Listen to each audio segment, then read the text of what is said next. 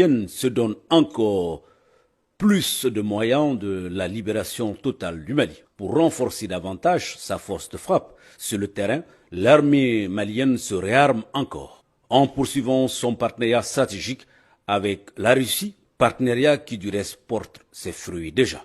Et cela à travers l'acquisition d'équipements militaires de dernière génération qui visent à renforcer les moyens de combat de l'armée malienne. C'est tard, la nuit du dimanche 17 avril 2022, que le chef d'état-major général des armées, le général de division Oumar Diarra, accompagné par les cadres de l'armée, a réceptionné un important lot de matériel flambant neuf en provenance de la Russie et destiné à appuyer les troupes dans l'exercice de leur mission de défense de l'intégrité du territoire. Composé d'hélicoptères de combat, de radars de surveillance de l'espace aérien de 4e génération et d'équipements connexes, cette nouvelle acquisition est la preuve d'une forte volonté des plus hautes autorités du Mali, notamment le chef de l'État, le colonel Assimi Goïta, d'équiper les forces armées et de défense afin qu'ils puissent renforcer la force de feu et répondre aux impératifs opérationnels sur le terrain en toute autonomie. Cette nuit, nous recevons ce deuxième lot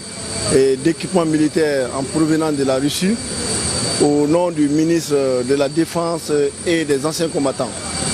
Donc c'est la manifestation d'un partenariat très fructueux depuis que nous avons commencé à reprendre à travailler avec l'État russe.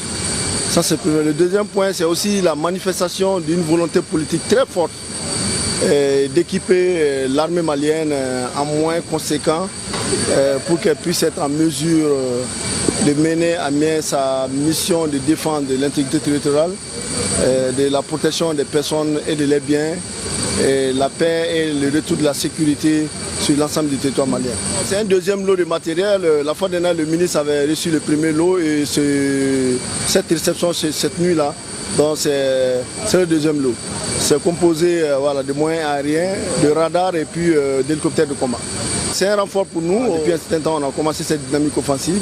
Et tout ce que nous faisons aujourd'hui, tentons de le faire en autonome.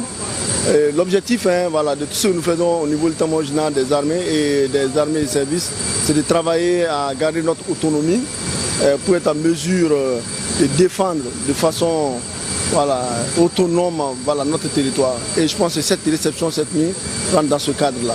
Et la volonté politique, elle est manifeste, elle est très manifeste. Et je pense que c'est grâce à cette volonté que nous continuons. Nous avons reçu, nous continuons et nous continuerons à recevoir de l'équipement militaire. Depuis un certain temps, on essaie le Mali travaille avec l'État russe et l'acquisition de tous ces matériels, c'est dans le cadre de ce partenariat entre l'État russe et puis l'État malien.